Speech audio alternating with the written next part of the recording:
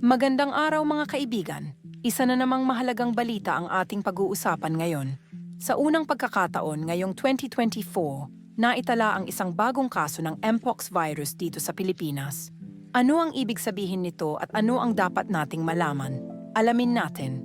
Ang Department of Health ay nagkumpirma noong August 19, 2024 ng isang bagong kaso ng Mpox virus. Ang Mpox, na dating tinatawag na monkeypox, ay isang viral infection na maaaring magdulot ng lagnat, pananakit ng kalamnan, at pantal sa balat.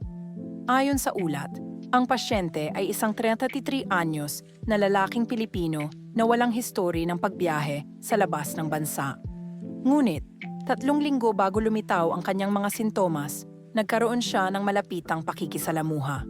Nagsimula ang kanyang mga sintomas sa pamamagitan ng lagnat at sinundan ito ng mga pantal sa mukha, likod, at iba pang bahagi ng katawan.